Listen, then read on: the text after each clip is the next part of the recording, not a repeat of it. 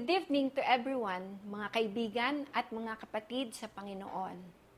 Whoever you may be and whatever status in life you may have, and wherever you are very much welcome to our midweek all-in service live stream tonight.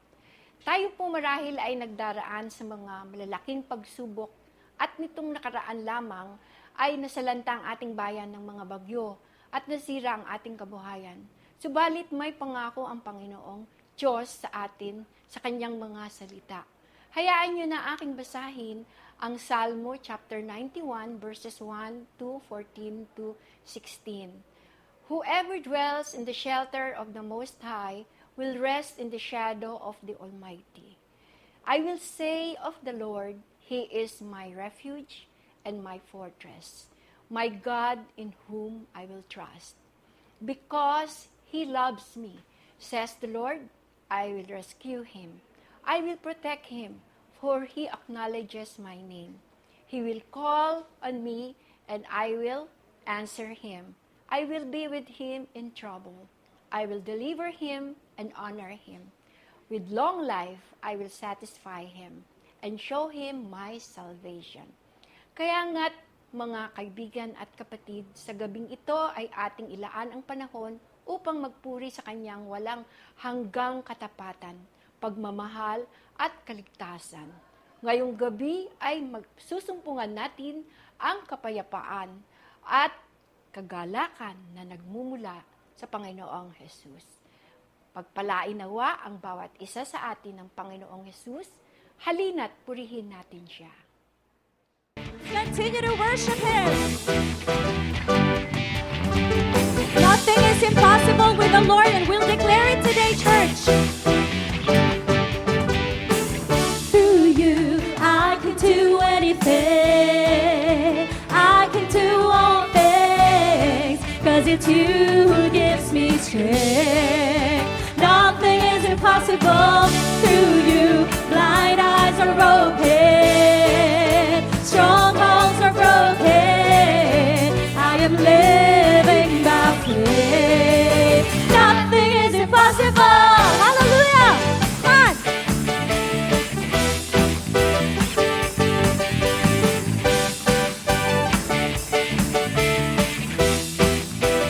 Let's sing it to the Lord.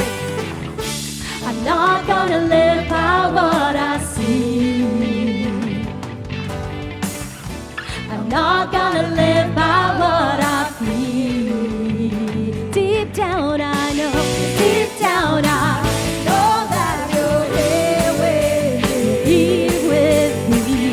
And I know that you can do anything. Sing it out. Through you, I can do anything. I can do all things, 'cause it's you who gives me strength. Nothing is impossible. Through you, blind eyes are open. Strongholds are broken. I am living by faith. Nothing is impossible. Amen.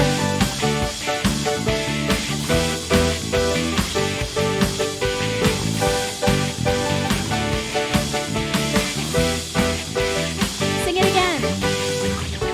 I'm not gonna live by what I see. I'm not gonna live by what I feel. Deep down I know that you're here with me. And I know that you can do anything. Come on. Through you, I can do anything. I can do all things, 'cause it's you who gives me strength. Nothing is impossible. Through you, blind eyes are open. Strongholds are broken. I am living by faith. Nothing is impossible. Hallelujah. Let's declare that we believe that, church. Let's declare it today. Amen.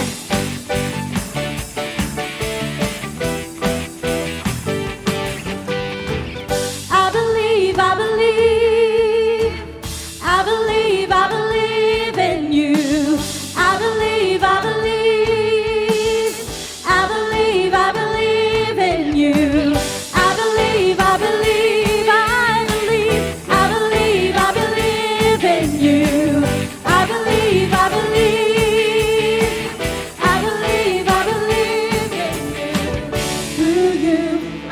can do anything. I can do all things, 'cause it's you who gives me strength. Nothing is impossible through you. Blind eyes are open, strongholds are broken. I am living by faith. Nothing is impossible through you. I can do anything. I can do all things, 'cause it's you who gives me strength. Nothing is impossible through you. Blind eyes are open, strongholds are broken. I am living by faith. Nothing is impossible.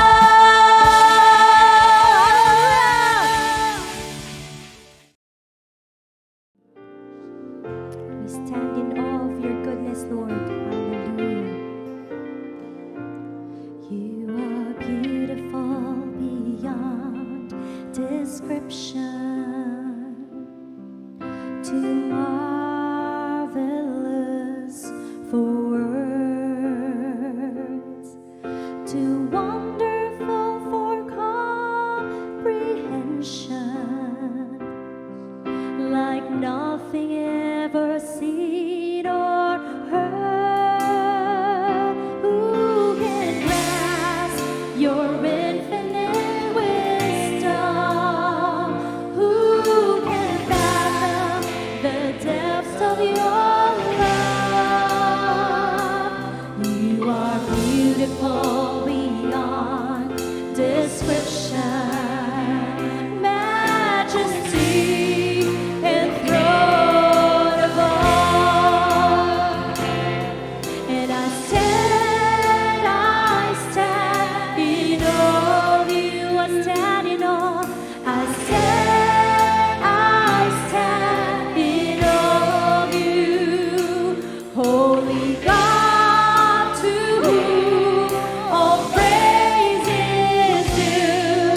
I stand in awe of you. Hallelujah, Jesus. Worship you, Lord. Sing it again. You are beautiful beyond description. Yes, you are. Too marvelous for words, too wonderful for comprehension,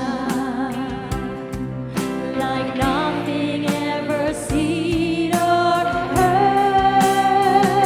Who can grasp your infinite wisdom? Who can fathom the depths of your love? You are beautiful beyond description, majesty enthroned above. And I stand in awe of you. I stand in awe of you. Holy God, to whom all praise is due. I stand in awe of you. And I stand in awe of you. I stand in awe. I stand in awe of you. Holy God, to whom all praise is due. I stand in awe of you. I stand in awe of you.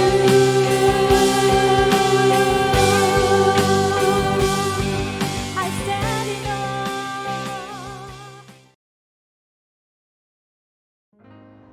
Good evening, Church. Tayo po ay manalangin para sa ating tithes and offerings.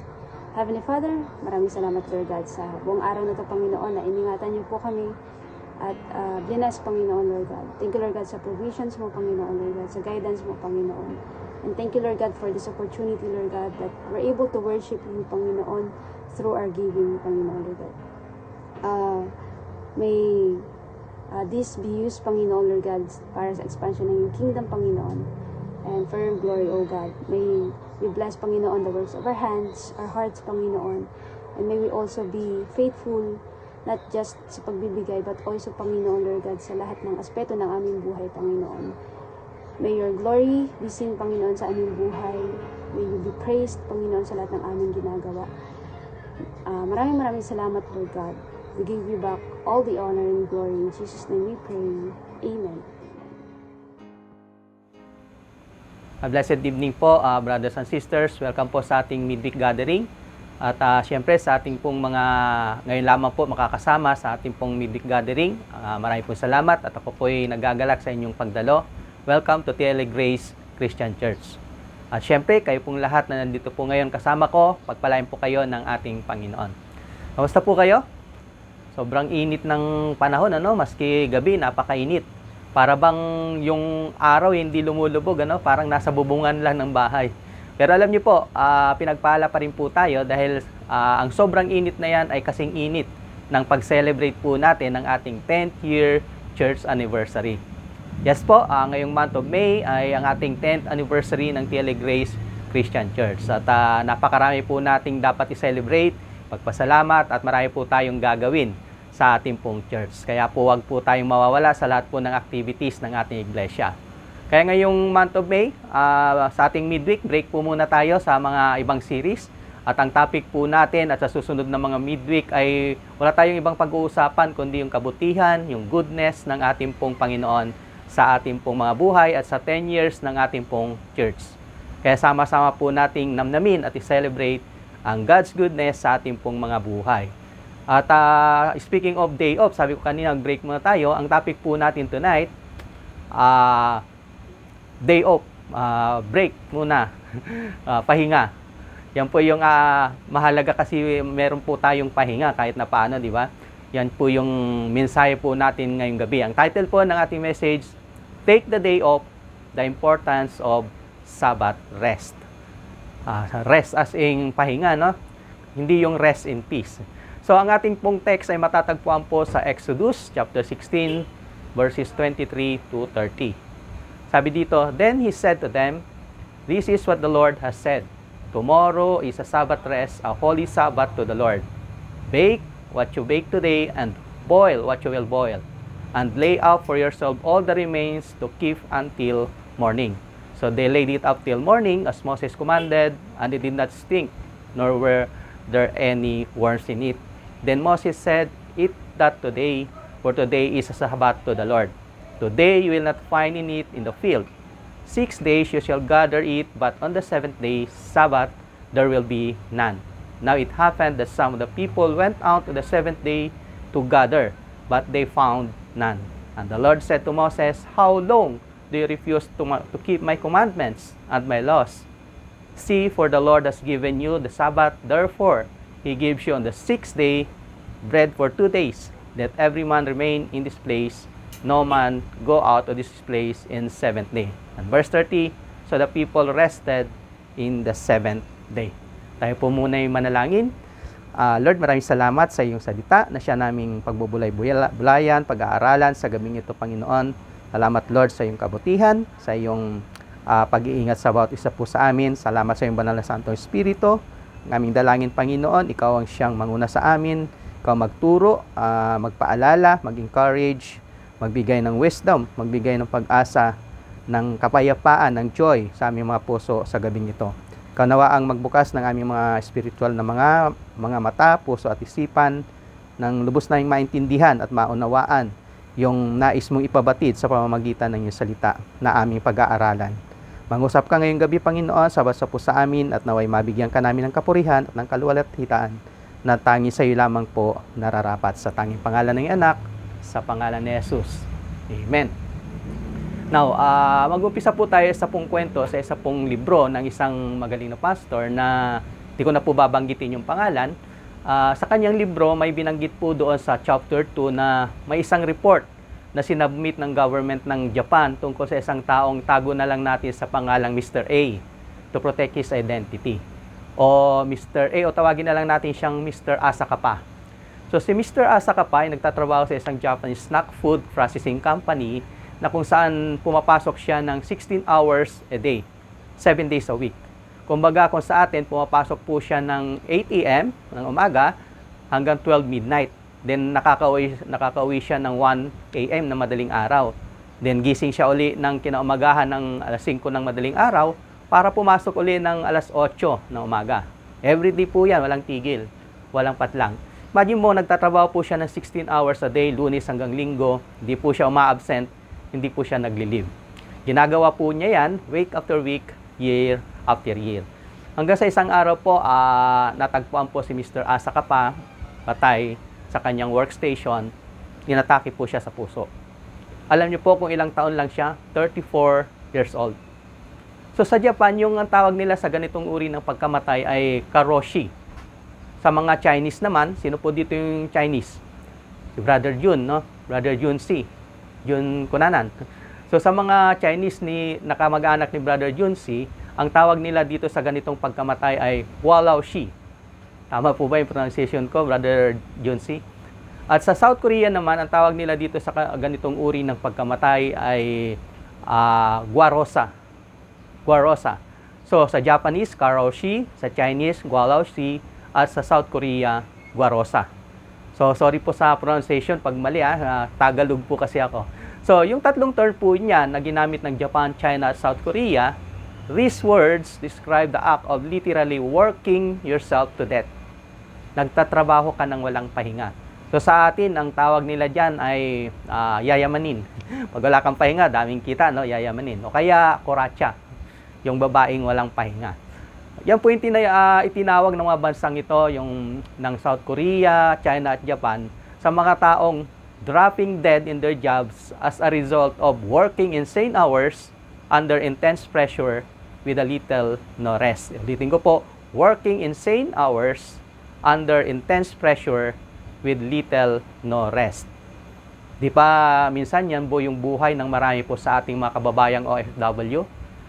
Hirap na hirap ng buhay, hirap kumita ng pera, basta may pagkakataon, may oras, kahit walang pahinga, nagtatrabaho po sila. So, maaaring tanungin niyo po, Kuya Edgar, masama po ba yung maging masipag o maghangad na gumanda yung buhay? Kaya nagtatrabaho nga kami para kumita at makaipon, pag-aral ang aming mga anak. Hindi po masama yon. In fact, gusto ni Lord yung maging masipag po tayo. Ayaw niya po kasi ng tamad. Sabi nga niya, di ba, sa Bible, yung tamad, huwag kumain. Kaya nga po, may solusyon po si Lord sa mga masisipag nating mga kapatid, sa mga kapatid nating OFW na walang humpay sa trabaho. Ano po yung kanyang solusyon? Ano po yung kanyang plano para ma-refresh po tayo? It is called a Sabbath. 1 day a week. Hindi po sa labat, mainit po ngayon. Sabbath, 1 day a week. Yung word na Sabbath po ay makikita po natin sa 10 Commandments, sa Bible, sa Exodus 20, pero hindi po dyan binanggit yung unang binanggit yung word na Sabbath. Binanggit po yan doon sa ating text sa 10 Commandments, bago yung 10 Commandments. So makikita natin ito sa ating text na binasa kanina, Exodus 16. Balikan po natin saglit, Exodus 16, 23 to 30. Sabi dito, "Then he said to them, 'This is what the Lord has said. Tomorrow is a Sabbath rest.'" Tandaan po natin yung word na rest. So, tomorrow is Sabbath rest, holy. Ibig sabihin ng holy, small letter H. So, set apart. Sabbath to the Lord. Bake what you will bake today. Ito yung nagbibigay siya ng manna from heaven. And boil what you will boil. And lay up for yourself all the remains to keep until morning. So, they laid it up until morning as Moses commanded. And it did not stink, nor there were any worms in it. Dati kasi when they tried to keep it for 2 days, nagkakaroon po siya ng uod.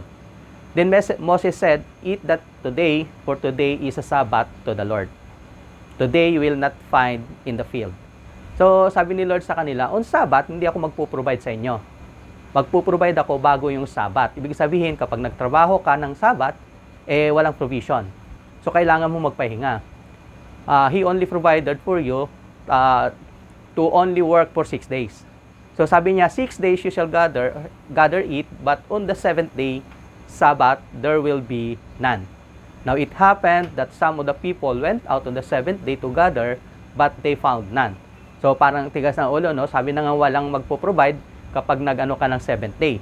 So and the Lord said to Moses, how long do you refuse to keep my commandments and my laws? So tandaan po natin, dito hindi pa niya binabanggit yung 10 commandments.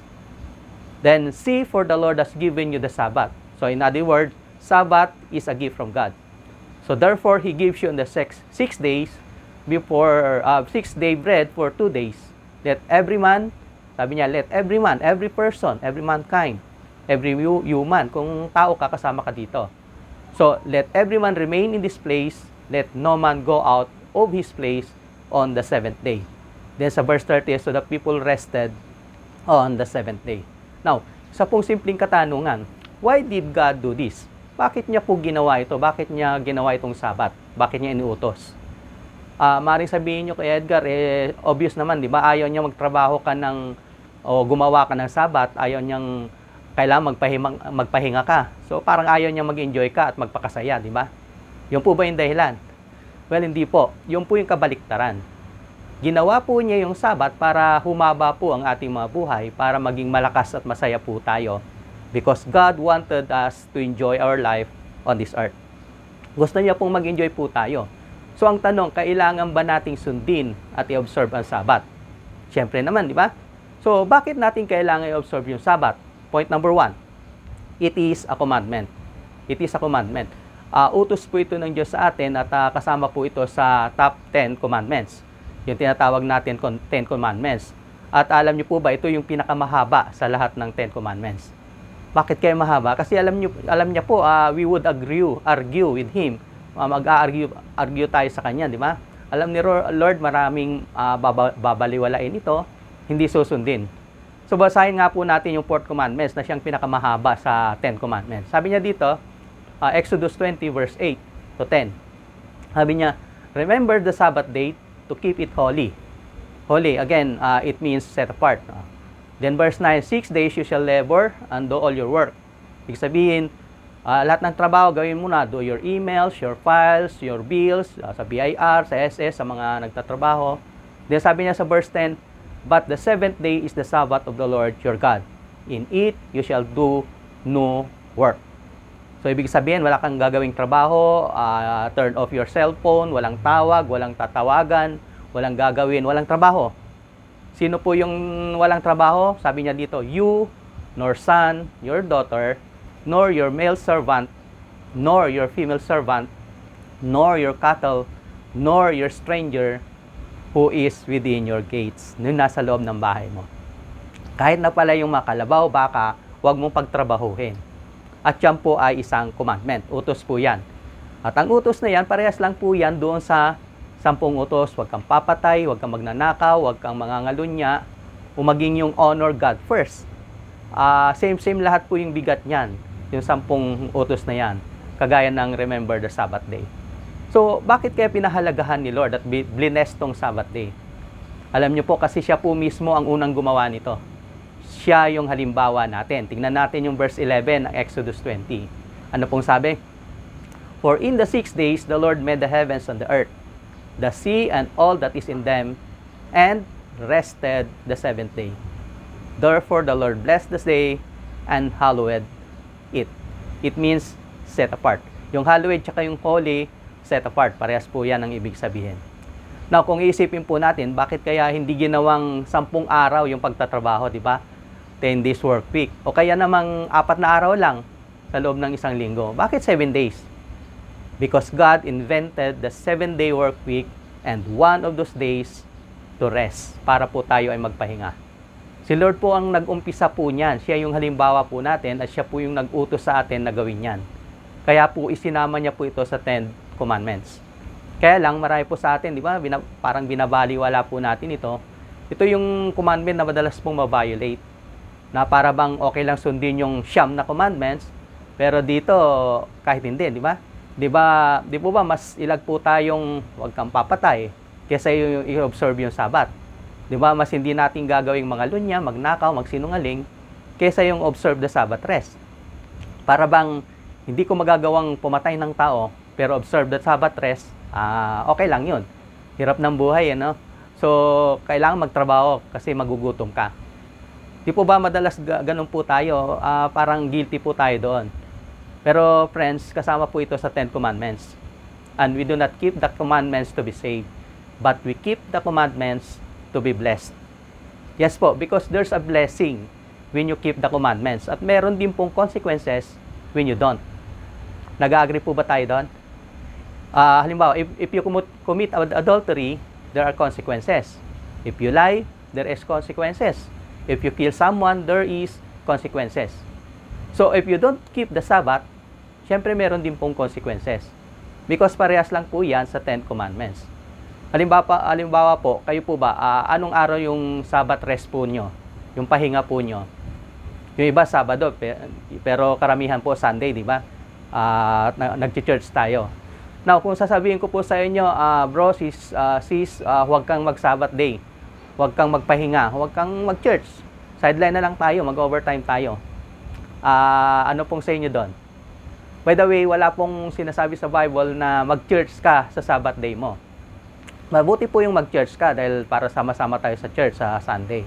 At mabuti yung Sunday po, yung Sabbath natin. Pero hindi po yun ang ibig sabihin ng Sabbath. So, para malinaw lang po. Now, kapag sinabi ko po, halimbawa, Brother Albert, huwag kang mag-Sabbath. Para ko na rin po sinasabing, Brother Albert, pwede kang pumatay. Pwede mong pasukin dyan yung uncle dyan sa baba. Pwede kang mga lunya, pwede kang magsinungaling. Okay lang, hindi mo igalang yung parents mo, okay lang. Parang gano'n na kung pwede mong hindi observe ang Sabbath, pwede mo rin hindi lahat gawin yung 10 utos. Pwede kang pumatay, pwede kang magnakaw, pwede kang mga lunya. Dahil ang lahat ng ito po, yung 10 commandments, pare-parehas lang po yung bigat niyan. So, unang-una po, kailangan natin i-observe ang Sabbath because it's a commandment. Pangalawa po, it's a witness. It's a witness. So, tingnan natin yung verse 14 ng Exodus 31. Sabi dito, you shall keep the Sabbath, therefore, for it is holy to you. Everyone who profanes it surely be put to death. For whoever does any work in it, that person shall cut off from among his people. So, wait lang po. Sabi dito, not keeping the Sabbath carry the death sentence. Ang bigat, ano? So, sa ibang bansa, yung murder, yung adultery, yung rebellion to parents, na kagaya ng keeping the Sabbath, carry death penalty sa ibang bansa. So, sa mga magulang natin na nanonood ngayon, kapag sinagot-sagot kayo ng yung mga anak at ayaw sumunod sa inyo, pwede niyong sabihin, anak, kung nasa Old Testament tayo, tsak, patay ka na. Parang ganun po yun, ano? It was, actually, it was not disobedience. It is a continual rebellion. So, God put a death sentence on not keeping the Sabbath. Bakit kaya? Bakit death sentence ka agad kapag hindi ka nagpahinga, kapag hindi mo inobserve ang Sabbath? Alam niyo po kung bakit? Because some of you are killing yourself slowly. You're working yourself to death. Sinasabi ng Panginoon na kapag hindi ka nagpahinga at puro trabaho yung ginagawa mo, and you don't observe the Sabbath, you're going to die. Ikaw mismo yung unti-unting pumapatay sa sarili mo. Kagaya po ng story ni Asa ka pa kanina. Asa ka pang mabuhay. So sa verse 15, kung itutuloy po natin, inulit po ulit ng Panginoon. Ganun po ito kahalaga. Inulit niya po ulit sa verse 15 ng Exodus 31. Sabi dito, work shall be done for 6 days, but the 7th is the Sabbath of rest, holy to the Lord. Whoever does any work on the Sabbath day, he shall surely be put to death. Over and over, again and again, sinasabi po ng Bible, but the 7th is the Sabbath rest, Sabbath of rest. At ang hindi po sumunod dito, he shall surely put to death. Amen? So, bakit hindi po kayo makaimik? Guilty po ba? May conviction na po ba? By the way, kanina po natin pinag-uusapan yung Sabbath. Ano po ba ibig sabihin ng word na Sabbath? Simple lamang po, Sabbath means cease or rest. Cease from labor. Huminto ka sa pagtatrabaho. At ito po ang utos sa Israel at ito po yung utos po sa atin sa ngayon. Kaya nga po sa verse 15, kung babasahin natin, sabi dito, therefore the children of Israel shall keep the Sabbath to observe the Sabbath throughout their generations as a perpetual covenant. Ano pong ibig sabihin ng perpetual? Perpetual means on and on. O kaya never ending. Kaya forever. Wala pong hanggan. So it is a witness between the Lord and the children of Israel. How long? Forever. For in the 6 days, the Lord made the heavens and the earth, and on the 7th day, He rested and was refreshed. Na kapag pinag-uusapan po yung Sabbath, maaaring tanungin niyo po ako, kay Edgar, anong ginagawa mo sa Sabbath day mo? What do you do on the Sabbath or on your Sabbath day off? Alam niyo po, parang mali po yung question. Hindi po ang tanong, what do you do, kundi what do you not do on the Sabbath? Kasi nga po, dapat wala kang ginagawa. So, what do you not do on Sabbath? You do not work. Di ka dapat nagtatrabaho. You do not do anything related to your vocation. Lahat ng related sa trabaho mo o sa gawaing bahay, dapat rest ka muna, pahinga ka muna. Pero kung ang tanong mo yung pagse-celebrate natin ng goodness ng Panginoon, yung ating anniversary, yung pagsisimba, pagwi-witness, pag-share ng good news, ng Bible, ng mabuting balita, hindi mo rin ba pwedeng gawin sa araw ng Sabat? Pwede po yun. Pwede mong gawin yon because that's what a Christian do. Matik po yung ginagawa ng isang Kristiyano.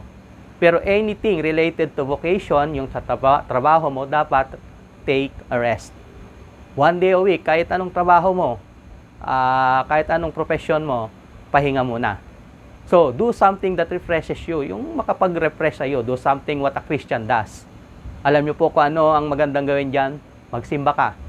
So, maganda pong Sabbath day mo yung linggo, di ba? Para sama-sama tayo sa church. Now, kung hindi ka makapag-church sa on-site, pwede ka namang manood ng online. O kaya, pwede mong gawin yung Sabbath day mo yung Wednesday. Nood ka ng midweek. So, kung di naman di ka makapagsimba ka ng Sunday kasi may work ka, pwede ka mag-Sabbath day ng Saturday. O kahit anong araw sa isang linggo. Pero maganda po Sunday para nasa church tayo sama-sama, di ba?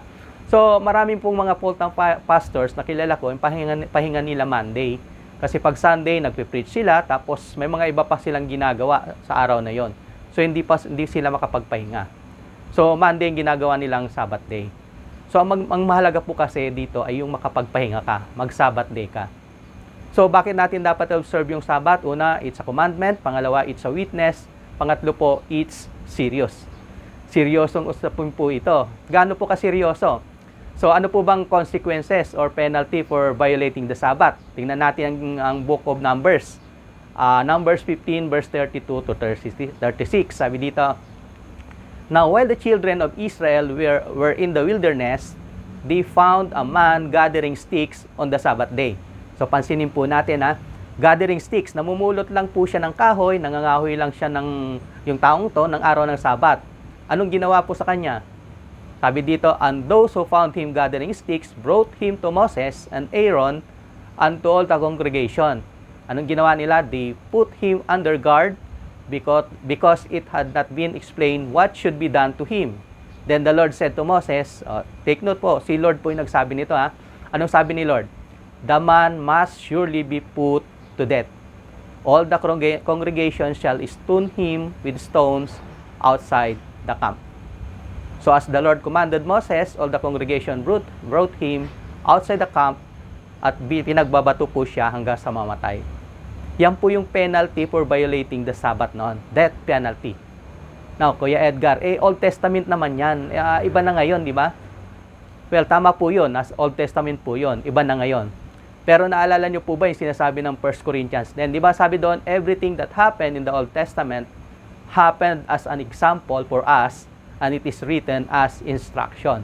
So, ibig sabihin, kapag si sister, nagtatrabaho ng 7 days, gumagawa sa araw ng Sabat, kailangan din ba siyang batuhin hanggang sa mamatay? Ibang usapan naman po yon. Hindi po ganon. You do not get stoned to death. Hindi ka babatuhin hanggang sa mamatay ka kapag nagtrabaho ka sa araw ng Sabat o nang walang pahinga. Pero ikaw mismo ang pumapatay sa sarili mo. Mapapadali yung buhay mo, mapapaaga kang mamatay. Papansin niyo po ba kapag puro ka trabaho at wala kang pahinga, madali kang tumatanda? Sabihin sila, 40 ka na? Para kang senior na, no? So, nagiging mabilis kang manghina, nagiging losyang ka na, at di mo namamalayan, ang dami mo ng sakit. Minsan, may naririnig po tayo, naku, sinisingil na ako ng katawan mo. Maaga kasi ako nag-umpisang magtrabaho at hanggang ngayon, senior na ako, nagtatrabaho pa ako. Brothers and sisters, mayroon po dapat tayong Sabbath rest. Pahinga-pahinga lang po pag may time. Kailangan po ng katawan natin ng pahinga. Binigay po sa atin ang Sabbath para ito sa ating kasiyahan at kabutihan. Hindi po ito para sa ating yung kapritsyo lamang. Para po sa atin itong kabutihan. So, kailangan po yung Sabbath because it is a commandment, it's a witness, it's serious, at pang-apat po, it's a blessing. It is a blessing. Ito yung sinasabi natin na maganda dito. The Sabbath or taking day off is a blessing. Tingnan natin po yung chapter 2 ng Mark, verse 23 to 28. Sabi dito, now it happened that he went through the green fields on the Sabbath. Ito na naman, no? And as they went, his disciples began to pluck the heads of grain. And the Pharisees said to him, look, why they do what is not lawful on the Sabbath. But he said to them, have you never read what David did when he was in need and hungry, he and those with him, how he went into the house of God in the days of Abiathar, the high priest, and ate the showbread, which is not lawful to eat except for the priest, and also gave some to those who were with him. And he said to them, the Sabbath was made for man, not man for the Sabbath. Therefore, the Son of Man is also Lord of the Sabbath. Now, remember po, tandaan po natin, yung pagtatrabaho, yung po yung hindi po lawful. Hindi yung pagkain, hindi yung eating. At sinasabi po dito ni Jesus, I didn't make you to serve the Sabbath, but I made the Sabbath to serve you. So, it's not a burden, it's a blessing. So, Kuya Edgar, hindi ba mas blessing kapag nagtrabaho ako kaysa magpahinga? Kasi may sahod ako, kahit holiday, double pay ako. Kaysa naman yung nakahilata lang ako sa bahay, hirap ng buhay, dami kong pinapakain, 10 anak ko, 5 yung pamangkin ko. Kailangan ko magtrabaho, sayang sasahurin ko. Hindi ako dapat magpahinga dahil marami akong pinapakain. Dapat tuloy-tuloy ang trabaho ko. Alam niyo po, mas kailangan po nating magpahinga kapag marami po tayong pinagkakagastusan. Kapag marami tayong pinapakain, dapat malusog ka. Dapat ma-refresh ka. Parang ano lang naman po yan eh. Kapag hindi ka nagpahinga, lalo kang mahihirapan kasi pag nagkasakit ka, yari na lahat yung pinagkakagastusan mo. Kagaya rin po yan ng tithing. So, yan na naman tayo sa tithes. Yan po kasi yung pinakamagandang halimbawa po natin, yung tithing. Sa isa po kasing tunay na Kristiyano o sa mga faithful tithers natin na kagaya ni Sister Jocelyn, alam nila that 90% with God's blessing will go farther than the 100% without. Halimbawa, na nagbigay sila ng 10%, alam nila na pagpapalayan ni Lord yung natirang 90%. Kesa naman doon sa 100% nga pero hindi ka nagta-tithes. Wag po nating panghinayangan yung 10% na binibigay po natin. Wag po nating panghinayangan yung kagaya ng isang araw na Sabat natin dahil dito po tayo pagpapalain ng Panginoon. And people who rest 1 day a week know they can get more than in 6 days without God's blessings or with God blessing than in 7 days without. Dahil naiintindihan po nila yung blessing, yung commandment about the Sabbath. It's a matter of trusting God. Just trust God sa pagsunod mo sa mga utos about the Sabbath. Kaya nga po minsan merong nagsasabbatical leave, di ba? Ang ginagawa nilang trabaho, anong ginagawa nila sa sabbatical nila? Wala. Pahinga lang sila. Kailangan nilang ma-refresh. Hindi lang yung katawan nila, kundi pati na rin yung kanilang mga isipan. Sabihin, resting body and mind. Nang sa ganun po, pagbalik nila sa trabaho, nagiging creative sila, nagiging productive po sila. Bakit? Na-refresh po yung kanilang katawan, di ba? Kanilang isipan. Nakakapagtrabaho na sila ng may kalakasan at kagalakan. Mahirap po kasing magtrabaho ng pagod, di ba? So you need to take a break. So, minsan yung ibang company, di ba? Pag nakikita nila yung empleyado nilang naantok, natutulog, pinagpapahinga muna nila. Tinatanong nila, bakit siya inaantok? Pag sinabi nilang ang dami kasing trabahong ginawa, late na nakatulog dahil sa maraming ginawa, pinagpapahinga nila. Then, napatulog nila para pagising ay makapagtrabaho na ito. Sana all, ano? Hindi rin kasi magiging productive yung employee kapag nagtatrabaho ito ng antok na antok o pagod. So, you need to take a break. Hindi naman po yung puro break, di ba? Once a week po, pwede po. Magkaroon po tayo ng Sabbath day. Isipin po natin, napakagandang commandment po ito. Di po ba sa lahat ng commandment, ito yung blessing? It's a gift. Pinagde-day off tayo ni Lord. Pinagpapahinga po tayo. Tapos bahala na po siya sa atin. Kuya Edgar, parang hindi naman nasusunod yan ngayon, di ba? Sa hirap ng buhay, para makain ka, kailangan magtrabaho ka kahit 7 days a week. Hindi na hata uso ngayon yung pahinga. Pag sinabi po natin yan, para po natin sinabing, hindi na rin uso yung 9 commandments. Di ba? Hindi na uso yung huwag kang papatay, hindi na uso yung huwag kang magsisinungaling, hindi na uso yung huwag kang mangangalunya. At ang lahat ng mga ito, kung mapapansin po natin, puro you shall not, o kaya thou shall not. Thou shall not commit adultery, thou shall not, puro thou shall not, di ba? Pero may nag-iisang commandment na nagsasabing you shall. You shall take a day off. Remember the Sabbath day. Di ba napakagandang commandment yan? Pinagpapahinga po tayo ni Lord. Na meron pong isang story tungkol sa isang tao po na kasama sa Paris Olympic no 1924. May isang taong nagngangalang Eric Liddell. Isa po siyang sprinter, Scotsman sprinter. At siya po yung paboritong manalo ng gold medal sa kanyang paboritong 100 meter sprint, yung 100 meter dash. Kaya lang, nang malaman niya na ang 100 meter sprint ay gaganapin sa araw ng linggo, na kung saan yun yung araw ng Sabat niya, hindi siya pumayag na tumakbo. Ganun niya pinahalagahan yung Sabbath day niya. So, kahit anong pilit sa kanya ng pamilya niya, ng kanyang teammates, maging yung buong delegasyon nila, maging yung gobyerno nila, kinumbinsi siya, pero hindi siya makumbinsi. Kahit nasabihin pa ng mga politician sa kanilang bansa na kahit ngayon lang, o kahit last na ito, basta tumakbo ka lang, kasi sigurado makukuha niya yung gold. Pero kahit anong pilit nila, kahit nasabihin pa nilang maiintindihan ka naman ng Diyos, kahit ngayon na lang, hindi pa rin po siya nakumbinsing tumakbo. Dahil sa pagsunod niya sa kautusan tungkol sa Sabat. Pero sabi niya naman, tatakbo ako sa 400 meters. Alam nila hindi po siya mananalo doon kasi merong ibang paborito sa 400 meters. Pero dito, hindi siya paboritong manalo. Pero sabi niya, tatakbo ako dito. Kahit na tingin nyo hindi ako mananalo, bahala na po ang Diyos, sabi niya. So, sa unang time trial, halos kulelat siya. Kaya sabi ng teammates niya, baka kahit bronze hindi tayo makakuha. Pero palaging naniniwala si Liddell na sa Diyos pa rin yung control sa result ng 400 meters na kanya sinalihan. So, bago siya tumakbo sa final round, may isang Amerikano na nag-abot sa kanya ng isang papel at nang binasa niya ito, yung nakalagay sa papel ay, "Those who honor God, I will honor." O kaya, "Those who honor me, I will honor."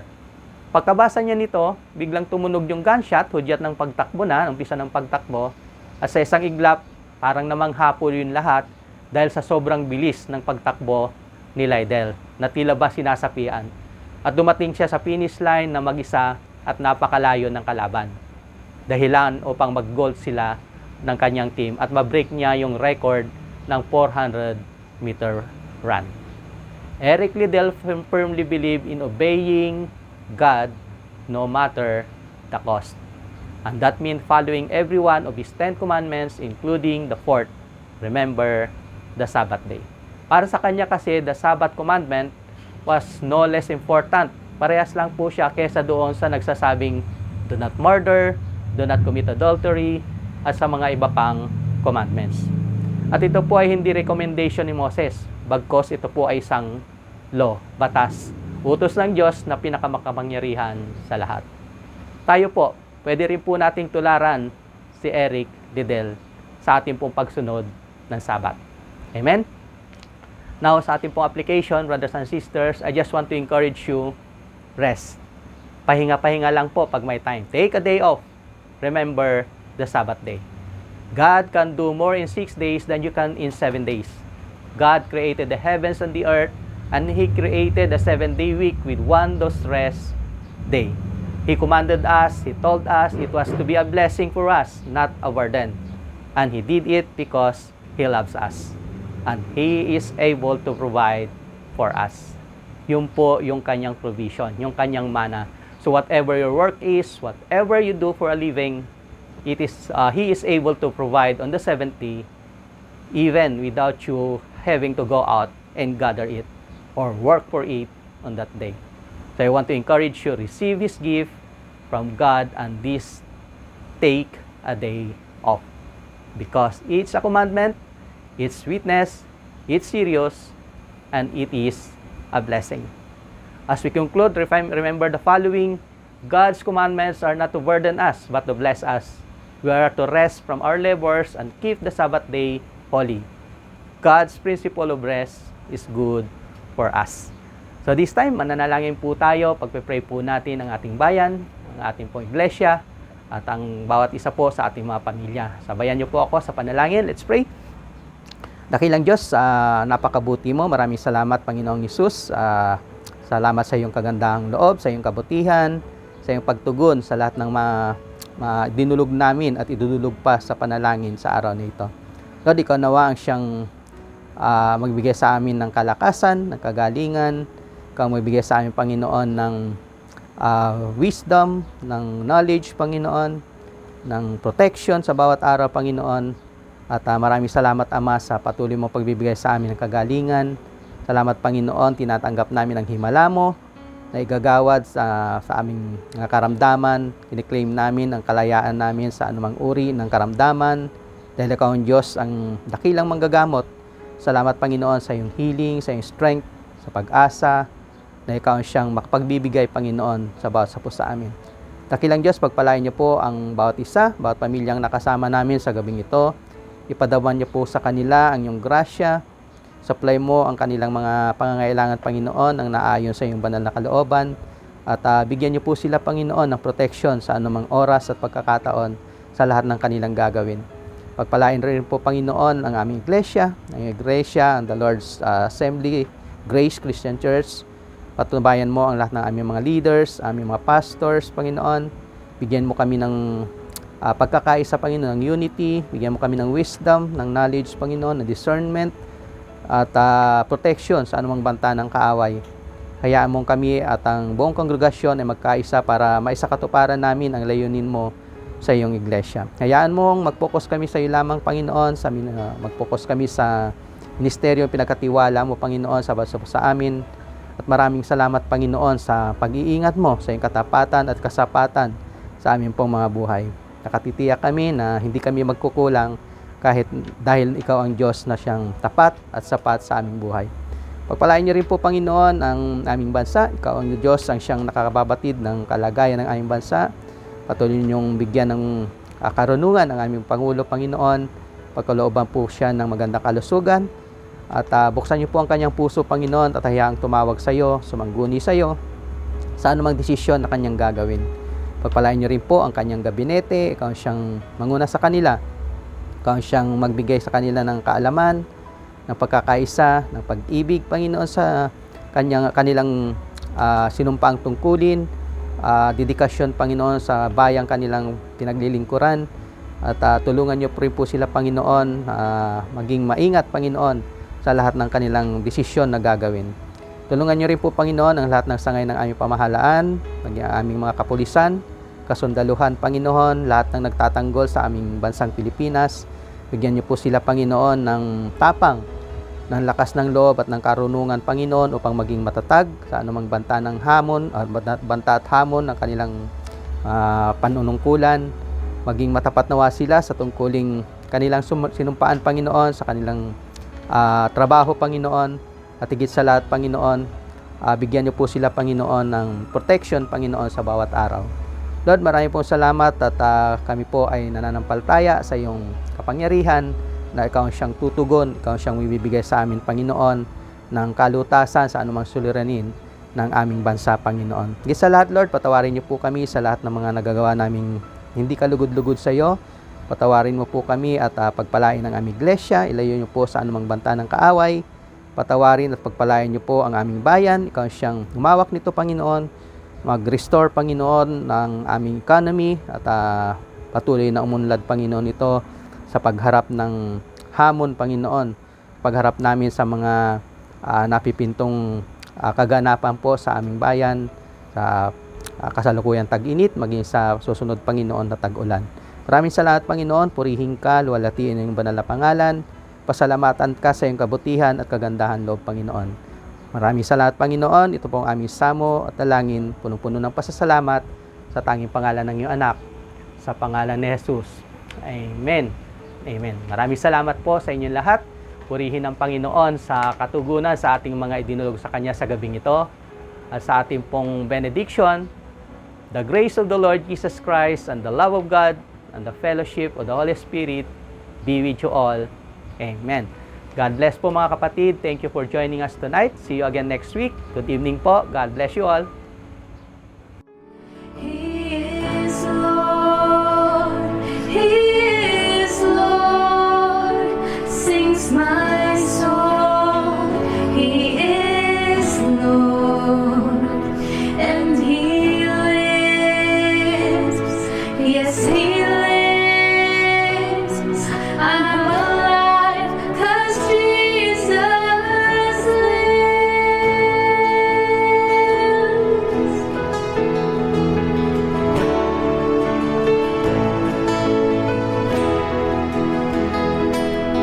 Desire